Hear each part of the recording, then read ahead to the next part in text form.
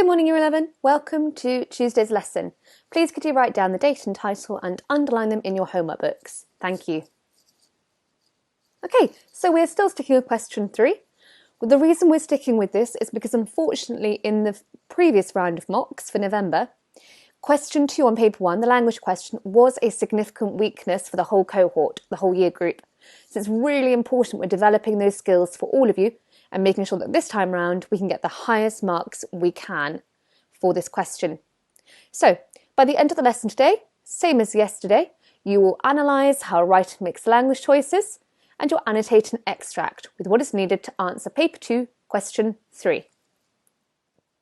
Now, previously we've begun with a little warm-up activity of doing question 1. However, I want to check that you still remember how to do question 2, the summary question. So let's remind you, you read the question and identify the focus. There will always be a focus. Then you read both sources in entirety. In fact, when I say read, you could probably just scan through because you will have read them before even opening the booklet and answering the questions.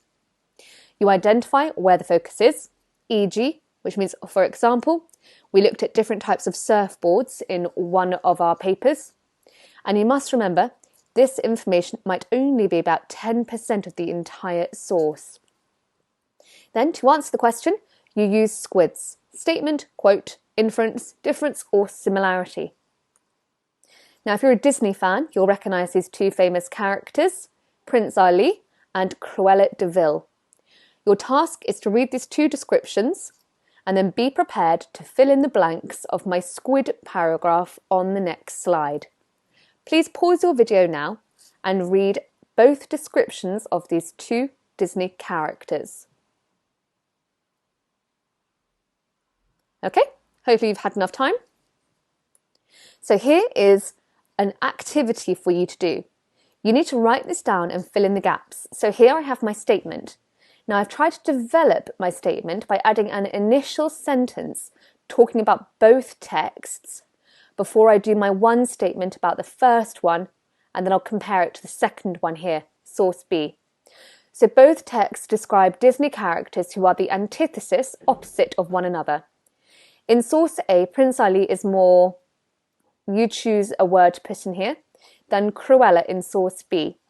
Prince Ali is courageous, which means very brave. He faced, find a quote to support the fact that he is courageous. Then here's my inference. The reader feels that he is heroic and honourable. He is fearless in the face of danger and fights for what is right. Make sure my inference matches your quotation. Whereas, here's our contrasting connective. In source B, de Vil, Cruella de Vil, is cruel and callous. She changed the world from being a, find the quote about the world, and then you're going to help me with my inference here. This suggests that she corrupts others. Instead of setting a something example that we should all be setting, like who's she being compared to? So nice, quick, simple activity to get you to remember how to do the question 2 summary. Please pause your video and have a go now. Super. So as per usual, here's the key vocabulary you'll need for the question 3 extract today. Empty nest, unsavoury, chic and underpinning. Please could you pause the video if you don't know these words and write them in your books. Thank you.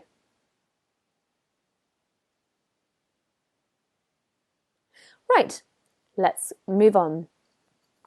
Your question today is, how does Lawrence use language to express her feelings about her daughter leaving home? Lawrence is her surname. Commonly, in English, we refer to writers by their surname, not their first name. It adds a degree of formality, so we don't sound like we're best friends with them. So here is her extract describing her daughter leaving home. Your task is to read the question and extract carefully. So read the question again, so you know what you're looking for, her feelings about her daughter leaving home. Read the extract, and then just think, you don't need to write yet, just think about what quotes you would choose to support the question. Please pause your video to read and think now. Thank you. Okay. So, as per usual, I'm showing you my thoughts and feelings. These are the quotations I think I might select. So have a look at these and then consider which would you have selected. We don't have a lot of time in the lesson, so please could you just write down 2 quotes, just 2, that you would have chosen. Usually it'd be 4 to 5, but we're on time constraints with this lesson. Please pause the video and write your 2 quotes down now. Thank you. Okay. So, as per usual, here's my workings out for you, a bit like in maths, but very different because it's English. Here are my language choices and what I've pulled from them. So I've made sure the question's on the page for you to see. Now, first I looked at the word if. Let's read the whole quote first. If I find myself breaking down over plugs of hair. So here she's talking about how her friends say prepare to start crying if you see your daughter's hair in the shower because you'll miss her so much. Now I've picked up on the word if. The word if is conditional, which means it's not certain or definite or absolute. It suggests she's more prepared or pragmatic, realistic than other mothers. So she doesn't think she would necessarily break down that much. And then breaking down over plugs of hair. So sometimes girls' hair falls out when they shower and wash it, and it can, if you have a sister, you'll see it kind of lingering in the shower plug. So here she's creating a comical, which means funny, tone, created by contrasting the serious to the absurd. This serious means, her daughter leaving home. Absurd means ridiculous. She uses the serious language, breaking down, which means to cry, to be devastated, to suggest the parents are destroyed by loss, and then explains the farcical, which means ridiculous reason for this breakdown. Hair stuck in a plug hole, making you miss your child. So she's suggesting she's sad, but she's not destroyed by it.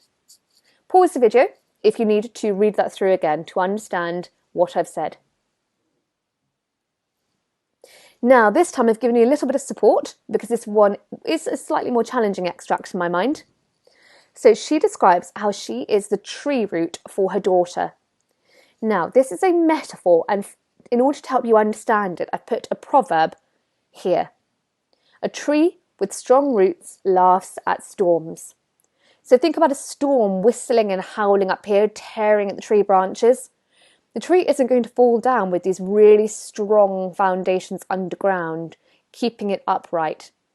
And even if it is injured, it's got all of this growth in order to be able to reform itself.